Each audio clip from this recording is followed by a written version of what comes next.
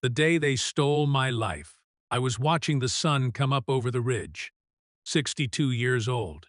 26 of them spent in deserts and jungles most Americans couldn't find on a map. Two purple hearts hanging on the wall behind me.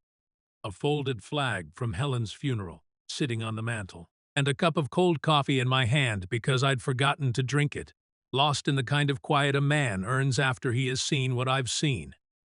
This wasn't supposed to be how it ended. I wasn't supposed to be the enemy. Not in my own home. Not in the country I bled for. But that is exactly what I became the morning that envelope showed up. Before I knew my own son had already signed the papers. Before I realized the war I thought I'd left behind had followed me home and was waiting in my mailbox. It was April. Early morning. The kind of morning that makes you believe in second chances. I'd been up since 050 hours, old habits. You don't shake the military out of your blood just because you hang up the uniform. I'd made eggs, burned toast, fed the dog, Sergeant, a three-legged mutt I'd found outside the clinic 2 years back. He didn't ask questions. Didn't need explanations. Just loyal, the way family used to be. I was sitting on the porch, same porch I built in 988, with lumber I hauled myself, when I heard the mail truck grinding up the gravel road. Hank. The mailman, he is a good kid. His grandpa served in Korea. He always waves, always says, "Morning, sir." It is rare these days, but Hank had it. He pulled up, leaned out the window. "Got a heavy one today, Mr. Dalton." I walked down the steps, barefoot on the warm stone path Helen had laid out before the cancer took her. Hank handed me the stack, bills, grocery store, ads, of veterans of foreign wars newsletter, and then, at the bottom, a large manila envelope. Official, thick. The return address said County Clerk's Office, Property Division. My stomach tightened. I didn't know why yet. Just instinct. The same instinct that kept me alive in Fallujah when the walls had ears and every doorway could be your last. "You okay, sir?" Hank asked. I nodded. Forced to smile.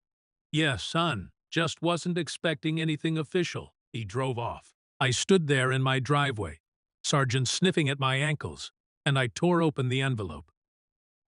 The words didn't make sense at first. My brain refused to process them.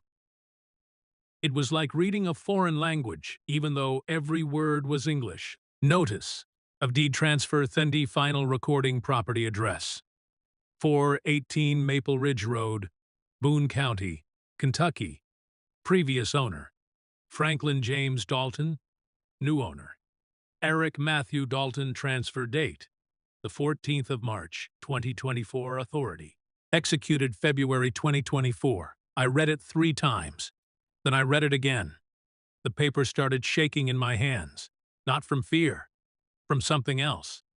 Something I hadn't felt since the night our convoy got hit outside Kandahar, and I watched my best friend die in my arms. Betrayal, my house. The house I'd paid for with my pension, my sweat, my shattered back from carrying wounded men across minefields. The house where I'd held Helen's hand as she took her last breath. The house I'd promised her I'd die in. Gone. Transferred. To my son, I looked up at the roof. The shingles I'd replaced last summer, the gutter I'd fixed in the fall, the American flag hanging from the pole by the door, the one I raised every single morning at dawn, just like I'd done on every base I'd ever served on. My chest felt tight, my vision blurred. I walked back up the steps and sat down hard in the rocking chair, the same chair Helen used to read in. Sergeant whined and put his head on my knee. "It is okay, boy," I whispered. But it wasn't. Nothing was okay, because the worst part, the part that made my hands curl into fists and my jaw clench so hard I thought my teeth would crack, wasn't that my house was gone. It was that I knew exactly when this had happened, and I'd signed the papers myself, 3 months earlier. February. The cold had settled into my bones, the way it does when you get older. Eric had come to visit. He'd been coming around more often since Helen passed. At first I thought it was grief. Thought maybe losing his mother had reminded him he still had a father. I was wrong. He'd sat right here on this porch, coat zipped up, breath fogging in the winter air. "Dad," he'd said, "we need to talk about your future." I'd laughed. "My future? Son, I am 62. My future is making it to next Tuesday." He didn't laugh. He had this look on his face, concerned. Serious, the kind of look a doctor gives you before bad news. "I am worried about you," he said. "Living out here alone. What if something happens? What if there is an emergency?" "I've got Sergeant," I'd said. "And a phone, Dad." His voice got softer, gentler. "The way you talk to a child. Let me help you. Let me take care of the paperwork, the bills, the legal stuff. You've done enough. You've served your country. You've worked your whole life. Let me handle things, so you don't have to worry." It sounded reasonable. It sounded like love. "I am not senile, Eric." "I know, Dad. I know, but you are not getting any younger. And neither am I. I just want to make sure that if something happens to you, everything's in order. That is all. Just," he'd pulled out a folder. "Papers. Already printed. Already prepared. All you have to do is sign here. It just gives me the ability to handle legal stuff on your behalf if you need me to. That is it. Nothing changes. You are still in control." I should have read it. I should have taken it to a lawyer. I should have asked questions, but I didn't because he was my son. Because I wanted to believe that after all these years of distance, of awkward phone calls and missed holidays, he was finally trying to be a good son. So I signed. I signed my name on the dotted line, and I handed him my life. And he took it. Now, sitting here with that deed transfer notice in my lap, I understood what I'd done. I trusted him. And he'd used that trust like a weapon. The phone in my pocket buzzed. A text message. From Eric. "Dad, we need to talk. Can I come by tonight? Important family matter." Family matter. Those two words sent ice through my veins. Because I knew what they meant. They meant he was coming to tell me what he'd already done. Coming to deliver the news like it was a gift. Like I should thank him. My fingers hovered over the screen. Part of me wanted to call him right then. To scream. To demand answers. But another part of me, the part that had survived ambushes and firefights and the kind of chaos that breaks most men, that part stayed calm. That part started thinking. I texted back, "Sure, son, come by around 6. Then I stood up, walked inside, and opened the closet in the hallway. On the top shelf, in a dusty cardboard box, were my old service records. Discharge papers, commendations. And buried at the bottom, a small address book with names I hadn't called in years. The kind of brothers you don't find in blood, the kind you find in foxholes. If my own son had declared war on me, then I was going to need an army. And I knew exactly where to find one.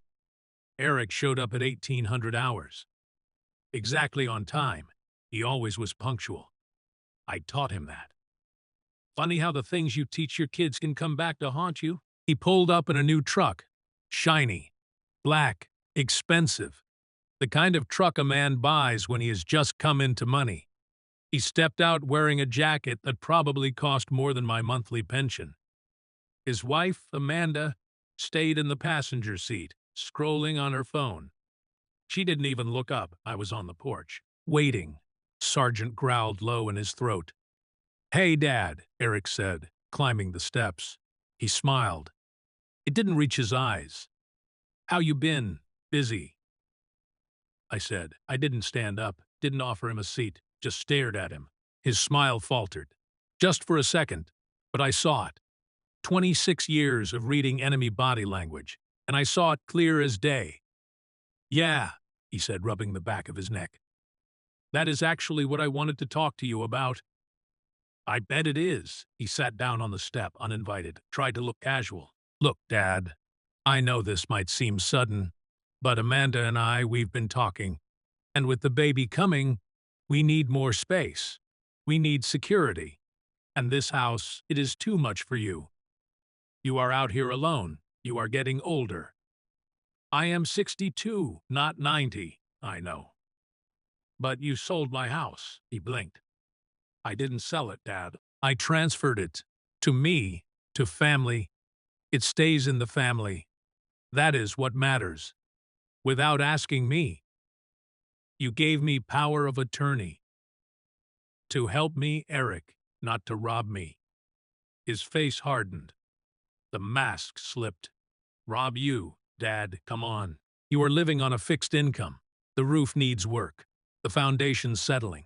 You can't maintain it. I am doing you a favor. A favor? Yes. A favor. Amanda and I will take care of it. We'll maintain it. We'll make sure it is in good hands. And you? He pulled out another envelope from his jacket. You can move into a nice assisted living place. I've already looked into it. There is a great facility in Lexington. Veterans get a discount. You'll have people around. Activities, you won't be alone anymore. He held out the brochure, smiling, like he was offering me a vacation. I didn't take it. You want to put me in a home. Dad, it is not like that.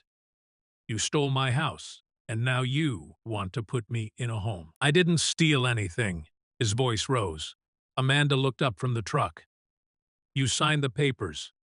Legally, everything I did was legitimate. You are making this harder than it has to be. I stood up slowly. My knees ached. My back hurt. I felt every year of my age in that moment. But I stood tall, the way I'd stood at attention 1,000 times before. Get off my porch.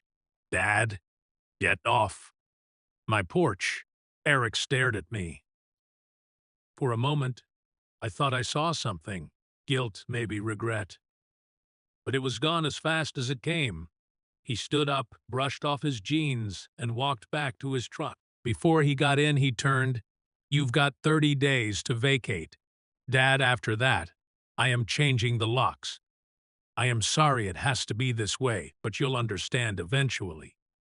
This is for the best. He drove off, gravel crunching under his tires.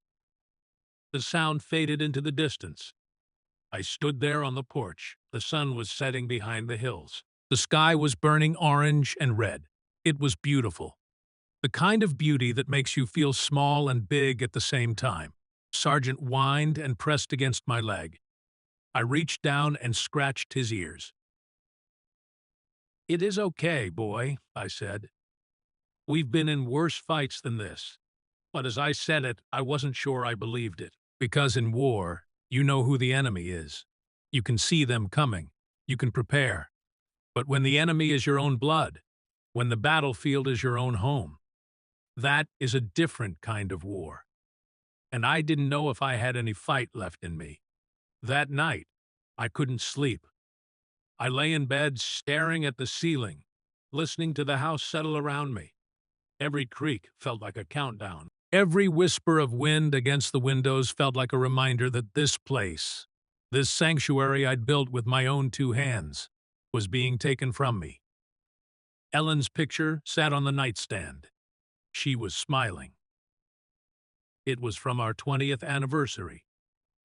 We'd gone to Gatlinburg, stayed in a little cabin, spent a weekend pretending we were young again. She'd worn a blue dress. Her hair had just started to gray. She looked so alive in that photo. I reached over and touched the frame. I don't know what to do, honey, I whispered into the darkness. I don't know how to fight this. The house didn't answer. It never did. But I could almost hear her voice in my head, the way she used to sound when I'd come home from deployment, haunted and tired. She'd sit me down, make me coffee, and say the same thing every time. Frank, you are not alone. You've never been alone. I sat up. The address book. The one I'd pulled from the closet. It was sitting on the dresser. I turned on the lamp, reached for it, and opened it to the first page. Names. Numbers. Some crossed out. Some updated. Men I'd served with. Men I'd bled with. Men I trusted with my life. The first name I saw was Mike Reynolds, Corporal Reynolds. We'd gone through boot camp together, deployed to Iraq in '03, came home broken, but breathing. Last I'd heard, he was living somewhere in Tennessee, working with a veterans advocacy group. I picked up my phone. It was 0200 hours, too late to call. But then again, Mike was a Marine. Marines don't sleep. They wait. I dialed. It rang 3 times. This better be God or the devil calling me at 2 in the damn morning, came the gravelly voice on the other end.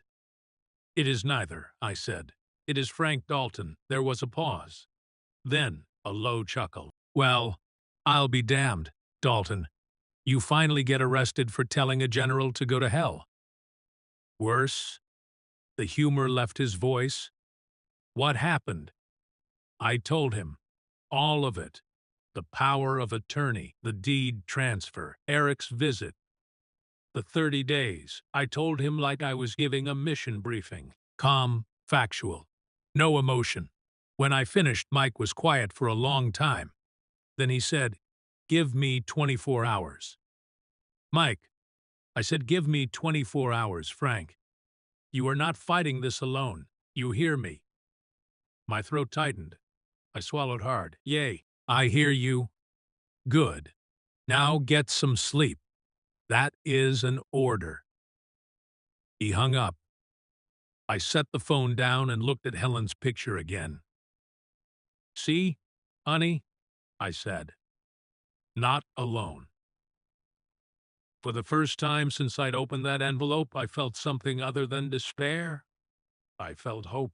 And in the morning, when the sun came up over the ridge again, I was ready. Because wars aren't won by quitting. They're won by men who refuse to give up. Men who know that the hardest battles aren't fought with guns and grenades. They're fought with truth, with loyalty, and with brothers who won't let you fall. Eric had taken my house, but he hadn't taken my fight, and he was about to learn that some men you don't steal from, you don't betray.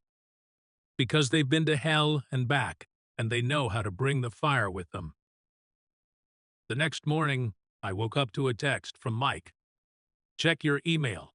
Read everything. Don't do anything stupid. I am on my way. I sat up, grabbed my laptop, and opened my email. There was a message from an address I didn't recognize. The subject line read, "Legal options for fraudulent power of attorney through veteran cases." Inside was a detailed breakdown.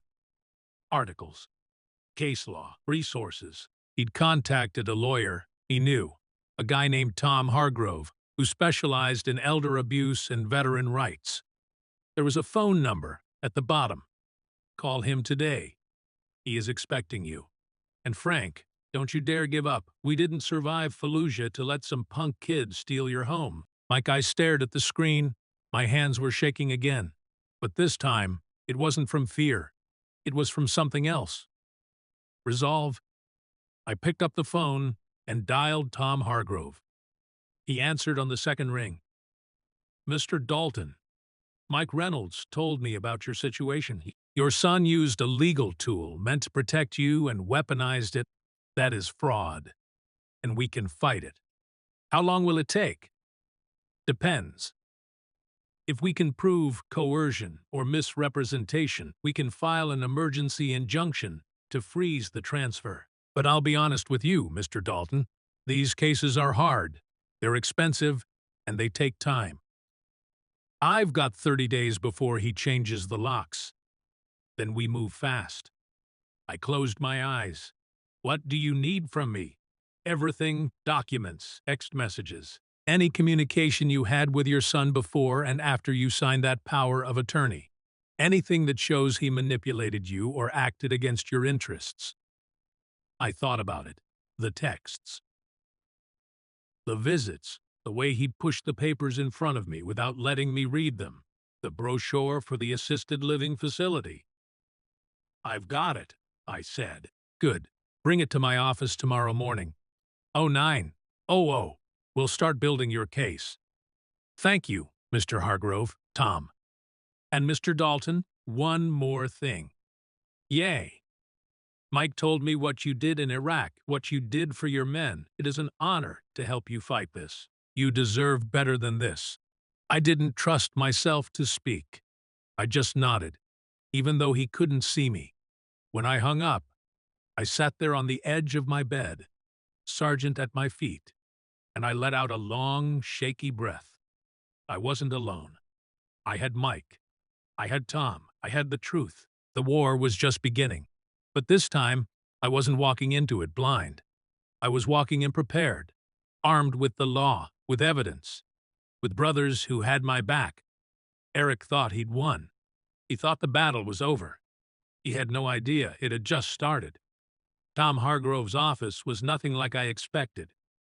I thought it'd be some fancy downtown high-rise with marble floors and expensive art on the walls. The kind of place that makes you feel like you don't belong.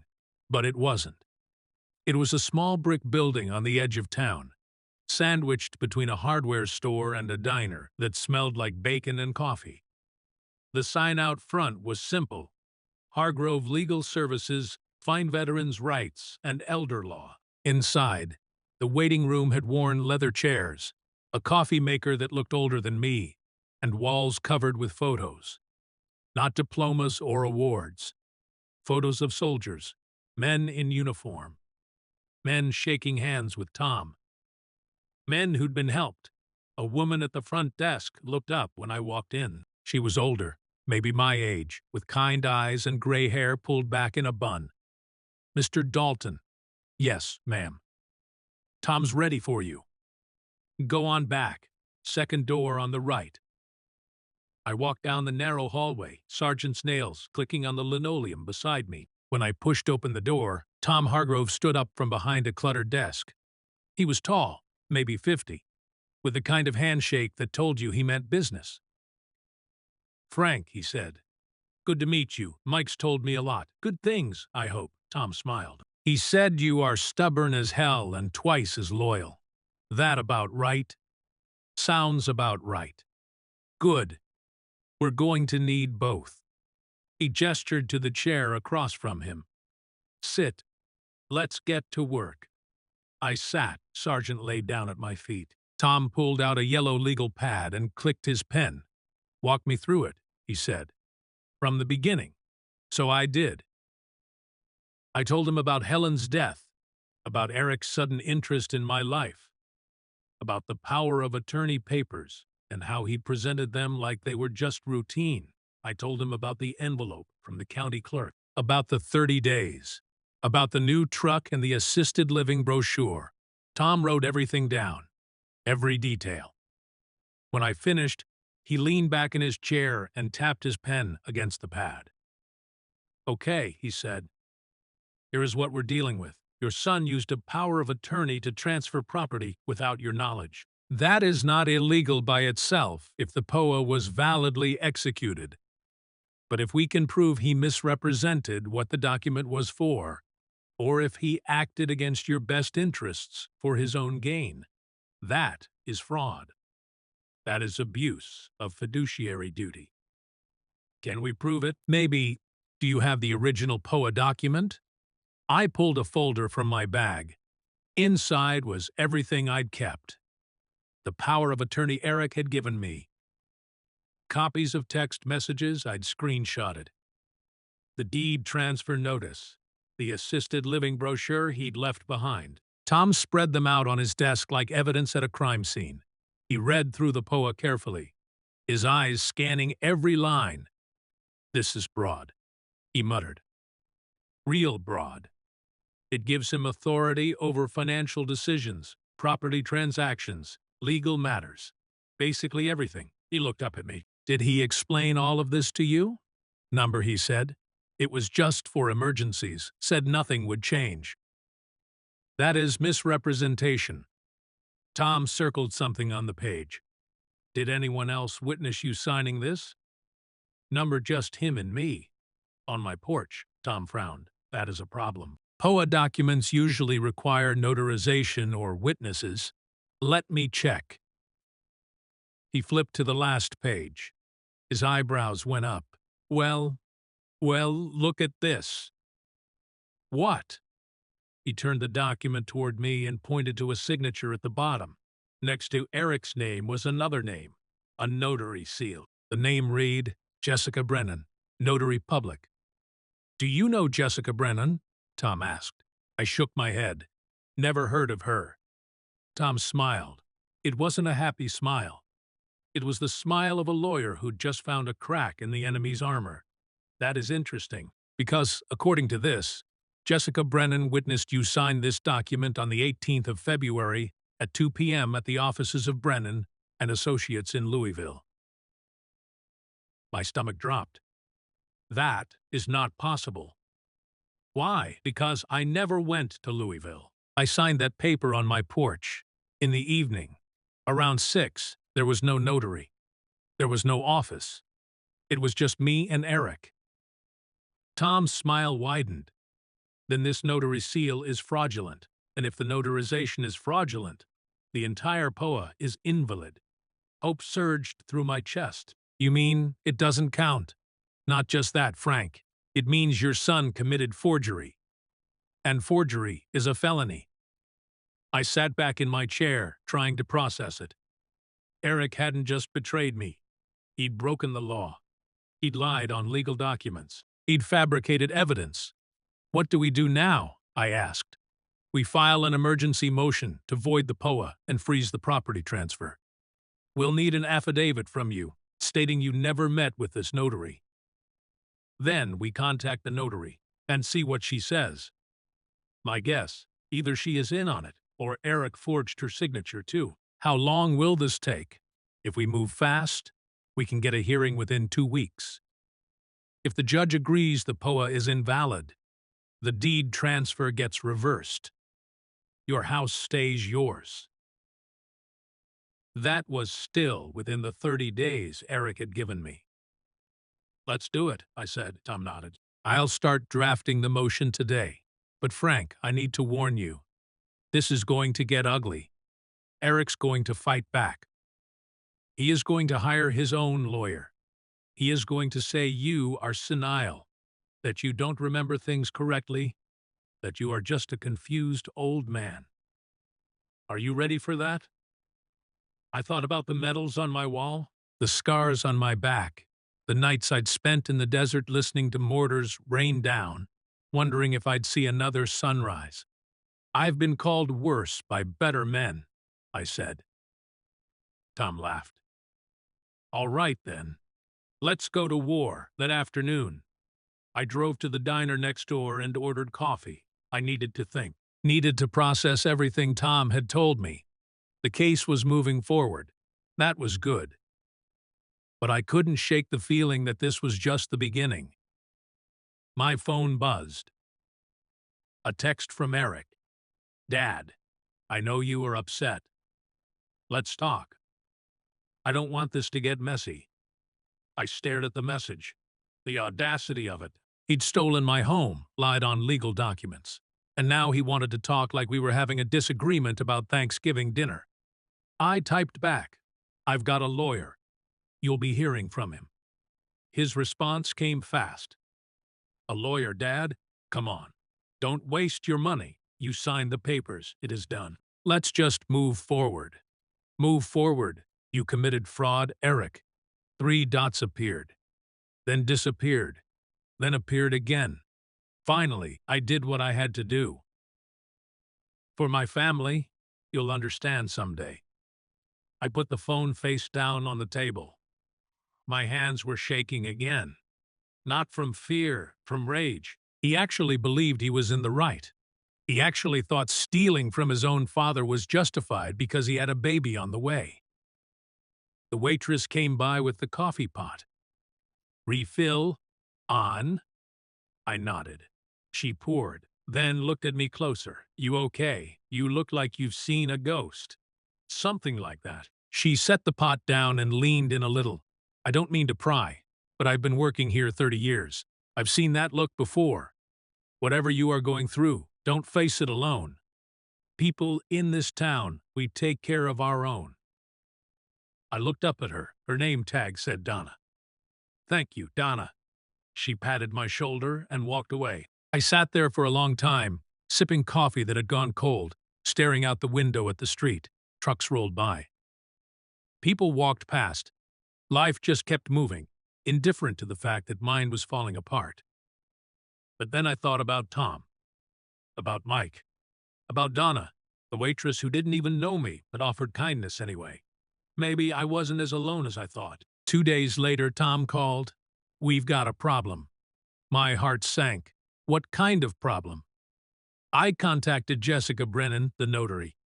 She denies ever meeting you, says she never notarized any document for Eric Dalton. But here is the kicker. Her notary license was suspended 6 months ago for falsifying documents in an unrelated case. So Eric used a crooked notary.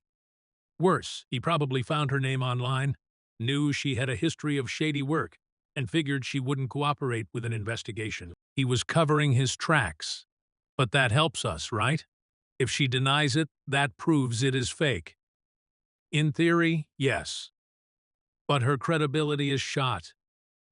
A defense lawyer could argue she is lying to avoid more charges. We need something stronger. Like what? Like proof you weren't in Louisville that day. Do you have anything? Receipts? Photos? Someone who saw you? I thought back to the 18th of February. It was 3 months ago. Where had I been? What had I done? Then I remembered. The clinic? I'd had an appointment that afternoon. A routine checkup for my back. I'd been there from 1:30 to 4 p.m. I was at the VA, I said. I had an appointment. They'll have records. Tom exhaled in relief. That is perfect. Medical records are time-stamped. If you were at the VA in Kentucky at 2 p.m., you couldn't have been in a notary's office in Louisville at the same time. I'll get the records. Do it today. We file the motion tomorrow. I hung up and immediately called the VA clinic. After 20 minutes on hold and 3 transfers, I finally reached medical records. Mr. Dalton, yes. I see your appointment on the 18th of February. Checked in at 1:34 p.m. Checked out at 3:52 p.m. I can send you a copy of the visit summary. Please, as soon as possible. I'll email it within the hour. I hung up and let out a breath I didn't know I'd been holding. We had him. He'd gotten greedy, sloppy, and now it was going to cost him. That night, Mike Reynolds showed up. I heard his truck before I saw it. The low rumble of a diesel engine coming up the driveway. He stepped out wearing jeans, a flannel shirt, and a cap that said U.S. Meg Veteran. He looked older than I remembered, grayer, harder, but his eyes were the same, sharp, alert. The eyes of a man who'd seen too much and survived anyway. "Dalton," he said, walking up the porch steps. "Reynolds." We stood there for a second, just looking at each other. Then he pulled me into a hug, the kind of hug you give a brother.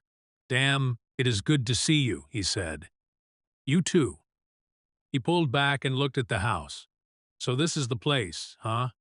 The place your boy's trying to steal. Was trying to steal? Was." I told him about the fake notary, about the VA records, about the motion Tom was filing in the morning. Mike listened, nodding slowly.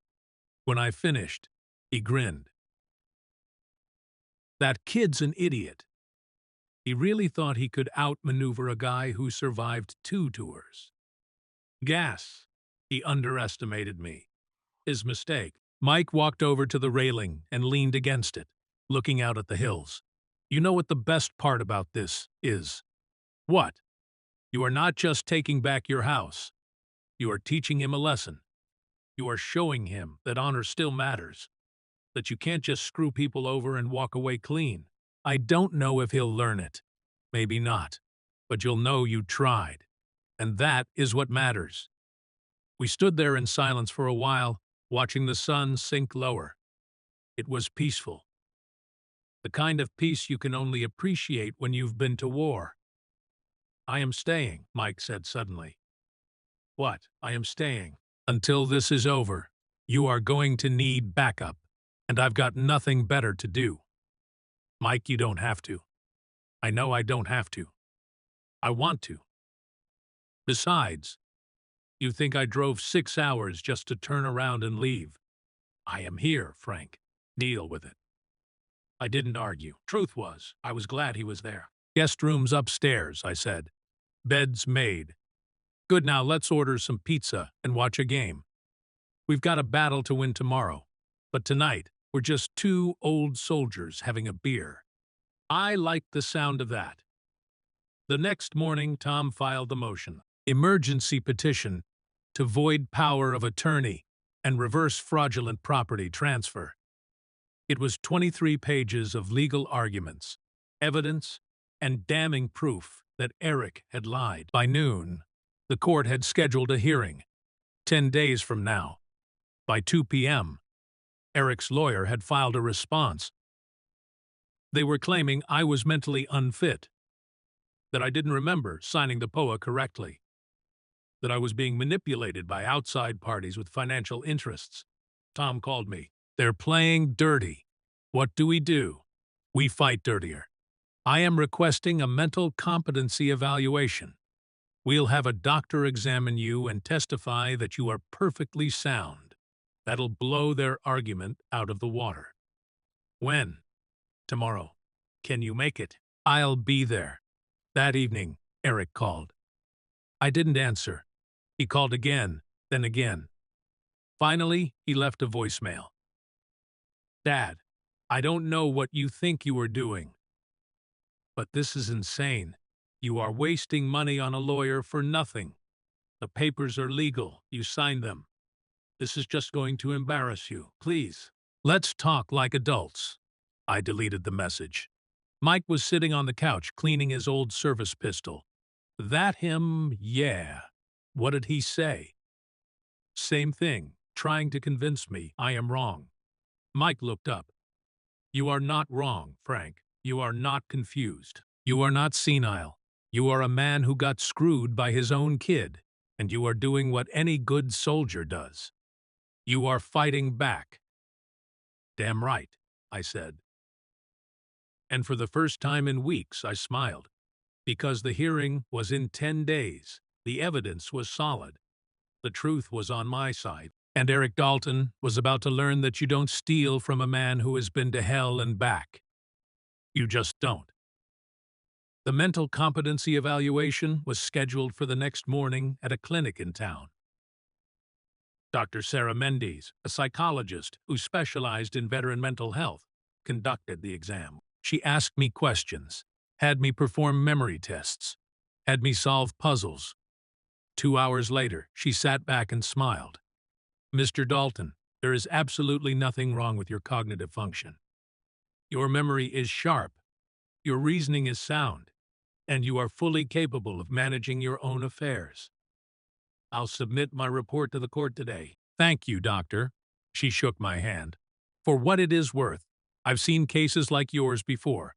Adult children taking advantage of aging parents. It is more common than people think. I am glad you are fighting back. I left the clinic feeling lighter than I had in weeks. Tom called an hour later. You are officially smarter than half the people I know. Does this help the case? Immensely.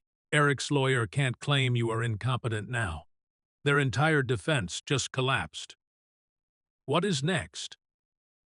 We wait for the hearing 9 days, and Frank, start packing your bags. Why? Because when this is over, you are moving back into your house, permanently. I hung up and looked at Mike, who'd been listening from the kitchen. Did he just say what I think he said? He did. Mike raised his coffee mug to justice. I raised mine. We clinked mugs. Outside, the sun was shining. Birds were singing. The world felt a little less heavy. And somewhere, Eric Dalton was realizing he'd made a terrible mistake.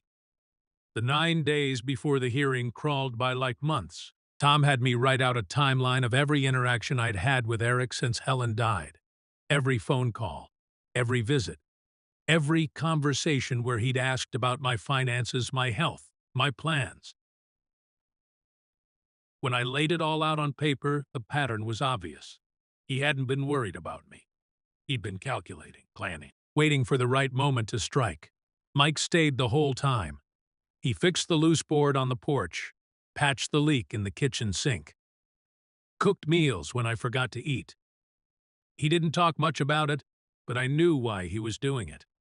He was reminding me what the house meant, what I was fighting for. This wasn't just property. It was home. It was memory. It was Helen's laughter in the kitchen and Sunday mornings on the porch, and every damn thing that mattered. On the 8th day, Tom called with news. Eric's lawyer reached out. They want to settle. My heart skipped. Settle how? They're offering to transfer the house back to you if you agree not to press charges for the fraud. They'll drop the incompetency claim. You get your house. He walks away clean. I was quiet for a long moment. What do you think? Tom asked. What do I think? I let out a bitter laugh. I think he is scared. I think he knows he is going to lose, and he is trying to save his own skin. That is exactly what is happening. But Frank, I have to tell you, settlements aren't always a bad thing. They're fast. They're certain. If we go to trial, there is always a risk. Even with strong evidence, judges can be unpredictable. Tom sighed. Small, but real. If the judge decides the POA was technically valid, even if Eric misrepresented it, we could lose on a technicality. It is unlikely, but possible. I looked out the window. Sergeant was in the yard, chasing a squirrel. The flag was waving in the breeze. The house stood solid and strong, just like I'd built it. No, I said. No. No settlement. He doesn't get to walk away clean. He committed a crime, Tom, he lied. He forged documents. He tried to throw me out of my own home. If I settle, he learns nothing. He just learns to be more careful next time, more clever. And maybe next time, it won't be me. Maybe it'll be some other veteran who doesn't have a Mike Reynolds or a Tom Hargrove. Someone who can't fight back. Tom was quiet for a beat. Then he said, All right, I'll tell his lawyer we're not interested. Good. Frank. Yay. You are a hell of a man. I am proud to represent you. I hung up and sat there for a while, just breathing. Mike came in from the porch. Heard you on the phone. They offer a deal. You take it? Number Mike nodded slowly. Then he walked over, clapped me on the shoulder, and said, Good. Some fights are worth finishing. The morning of the hearing, I woke up at 0430. Couldn't sleep. My mind was running through everything. The evidence, the testimony, the questions Tom said the judge might ask. I got up, made coffee, and sat on the porch in the dark, waiting for the sun. When it finally came, painting the sky pink and gold, I felt something settle inside me, calm. Focus. The same feeling I used to get before a mission. The fear was there, but it was controlled, harnessed, turned into fuel. I'd never seen him in a suit before. He looked uncomfortable, tugging at the collar. This thing's like a damn straitjacket, he muttered. You didn't have to dress up. Yes, I did. I am your character witness. Tom said, I need to look respectable. He looked me up and down. You ready? I was wearing my old dress uniform, the one I'd worn to Helen's funeral, the one with the medals pinned to the chest. I debated it. Didn't want to look like I was playing the veteran card. But Tom had insisted. Wear it, he'd said. You earned those medals. Let the judge see who you are. So I wore it. Yeah? I said to Mike. I am ready. The courthouse was an old brick building in the center of town. Inside, it smelled like wood polish and old paper. Tom met us in the hallway outside the courtroom. He was carrying a briefcase and wearing a sharp suit. He looked like a man ready for war. Morning, Frank. Mike. He shook our hands. Here is how this is going to go. The judge will hear opening statements, then we present our evidence. The fake notary. Dr. Mendez evaluation. Then Eric's lawyer will present their case. Then we both make closing arguments. After that, the judge will rule. Could be today. Could be next week. What are our chances? Tom looked me in the eye. Honestly, 90%. But that 10% keeps me up at night. So we don't get cocky. We stay sharp. We tell the truth. And we trust the system. I nodded, understood. We walked into the courtroom. It was smaller than I expected. Wood paneled walls, a judge's bench at the front, rows of seats for spectators. A few people were scattered in the gallery. I didn't recognize most of them, but in the back row, I saw Donna from the diner. She gave me a small wave. Then I saw Eric. He was sitting at the defense table with his lawyer, a slick-looking guy in an expensive suit. Eric was wearing a tie, his hair combed, trying to look like a responsible son. When he saw me, his face went pale. Amanda was there too, sitting in the front row holding their baby. She looked tired, scared. For a second, I almost felt sorry for her, almost. Tom gestured to the plaintiff's table. I sat down. Mike sat in the row behind me. The bailiff called out, "All rise." The Honorable Judge Patricia Calloway presiding. We stood. The judge entered. She was a woman in her 60s, gray hair pulled back, sharp eyes behind reading glasses. She looked like someone who'd seen every trick in the book and wasn't impressed by any of them. She sat. We sat. She opened a file and looked up. Case number 24, CV negative 4891, Franklin Dalton versus Eric Dalton. Motion to void power of attorney and reverse property transfer. She looked at Tom. Counsel for the plaintiff, you may begin. Tom stood. Thank you, Your Honor. For the next 20 minutes, he laid out the case. He was calm. He walked the judge through every detail. The POA that was signed on my porch without a real notary. The fake notarization by a discredited notary who denied ever meeting me. The VA records proving I was in a clinic at the time I was supposedly signing papers in Louisville. The deed transfer that happened without my knowledge. The assisted living brochure. The 30-day eviction notice. Your Honor, Tom said, his voice steady. This isn't a family dispute. This is fraud. Clear, documented fraud. Mr. Franklin Dalton is a decorated veteran who trusted his son to help him, and that trust was weaponized. The defendant didn't just take advantage of his father. He broke the law, and we have the evidence to prove it. He sat down. The judge looked at Eric's lawyer.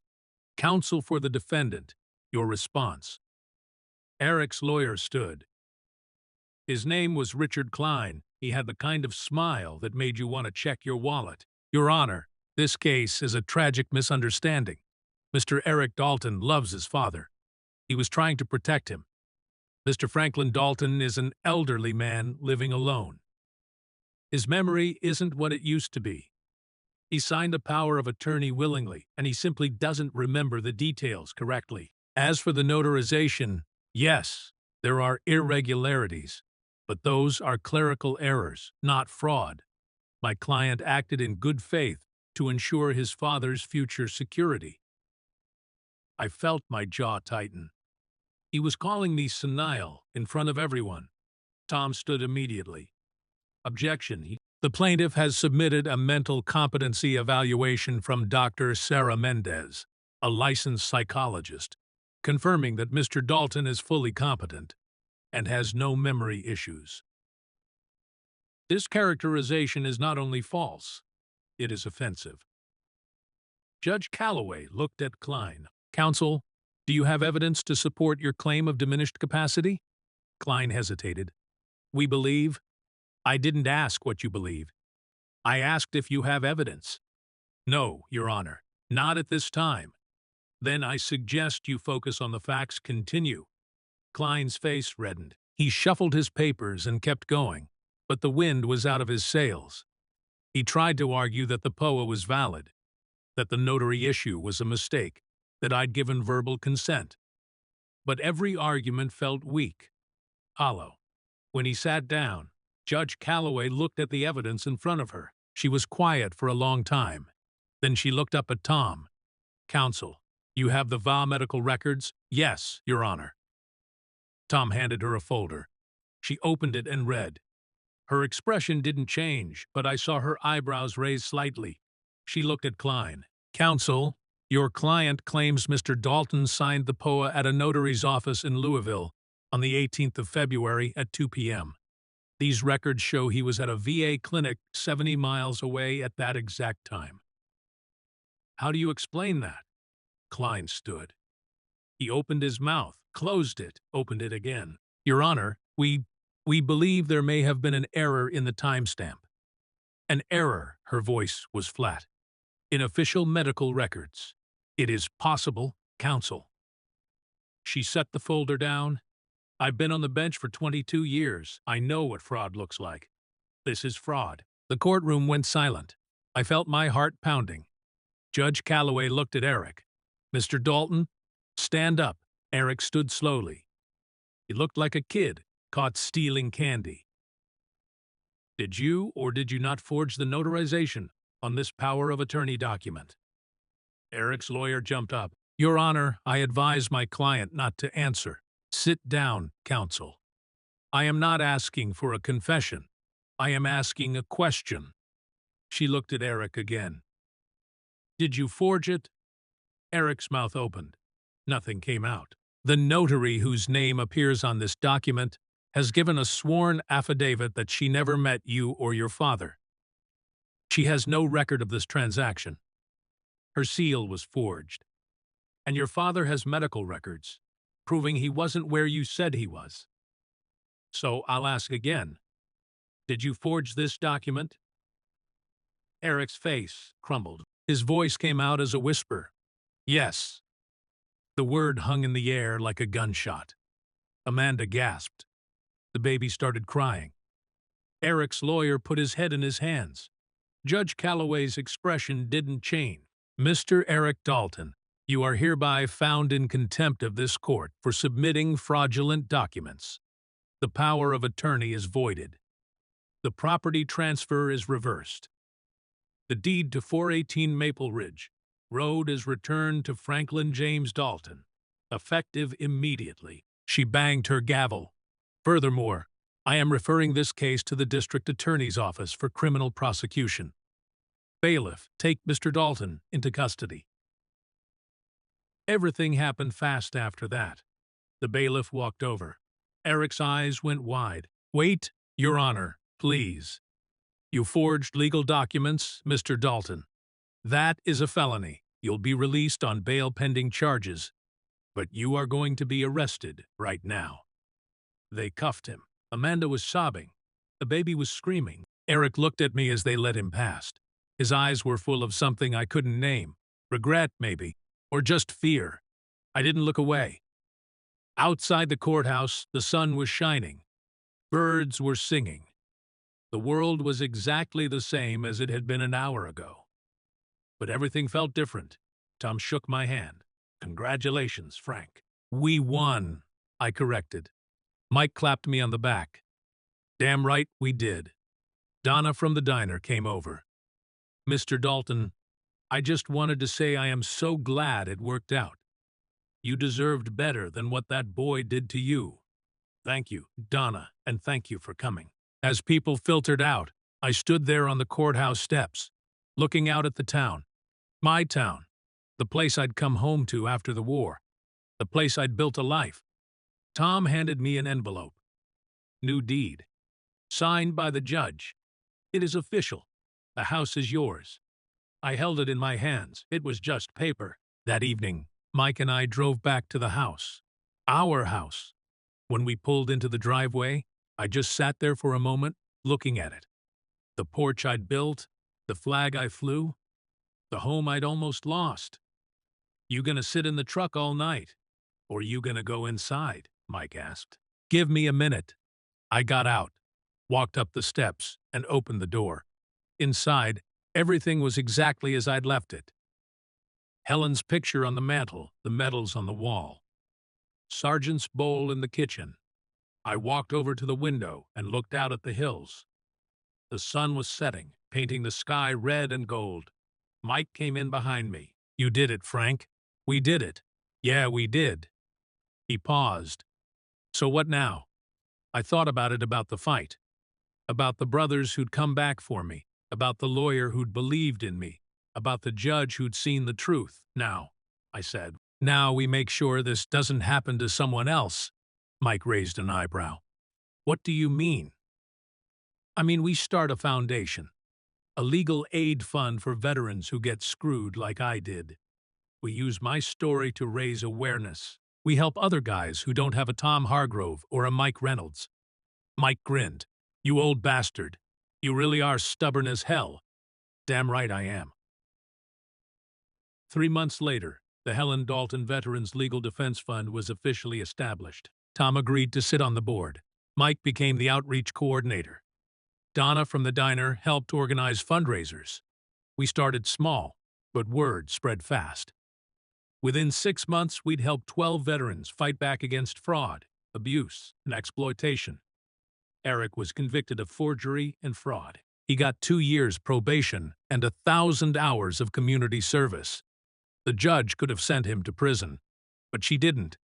She said she believed in second chances, even for men who didn't deserve them. I never spoke to him again. Some bridges, once burned, can't be rebuilt. And that was okay. I'd made peace with it. But on the 1-year anniversary of the hearing, I got a letter. It was from Amanda.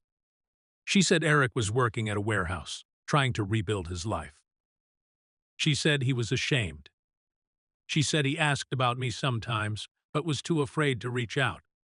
She also said thank you for not pressing harder, for giving him a chance to come back from what he'd done. But I didn't throw the letter away either. I put it in a drawer and left it there. Maybe someday I'd read it again, maybe not. 2 years after the hearing, I was sitting on my porch. Same chair, same coffee, same view. Sergeant was older now, grayer. Sleeping at my feet, Mike was visiting for the weekend. Working on the gutter, a car pulled up. A young man got out. He was maybe 30, wearing a Marine Corps t-shirt. He walked up the driveway slowly, like he wasn't sure he was in the right place. "Mr. Dalton." "That is me." "My name's Chris Avery. I heard about your case, about what you did. About the fund, okay." He looked down at his hands. "My dad's a veteran, Vietnam. He has got Alzheimer's. My brother tried to take his house, forged papers, just like what happened to you. I didn't know what to do. Then I found your website." I stood up. "Your brother tried to steal from your father." "Yeah. And you want to stop him?" "Yes." I looked at him, saw the fear in his eyes, the anger, the desperation. I knew that look. I'd worn it myself. "Come inside," I said. "Let's talk." That night, after Chris left with Tom's number and a promise that we'd help, I sat on the porch alone. The stars were out. The air smelled like rain. Sergeant was beside me, his head on my knee. I thought about Helen, about the life we'd built, about the son who'd tried to take it, about the brothers who'd helped me take it back. I thought about the medals on the wall, the wars I'd fought overseas, the wars I'd fought at home. The hardest battles aren't the ones with guns and grenades. They're the ones with family, with trust, with the people who are supposed to love you. But those battles are worth fighting, because honor matters, truth matters. Standing up when you've been knocked down matters. I'd fought for this country for 26 years. I'd bled for it. I'd lost friends for it. And I'd be damned if I was going to lose my home to a lie. The flag was still flying. The house was still standing. And I was still here, still fighting, still standing, still free, because some things are worth fighting for. And this house, this life, this memory of a woman who loved me and a country I served, this was worth everything. I raised my coffee cup to the stars, To you, Helen, I whispered. And somewhere, I swear I felt her smile.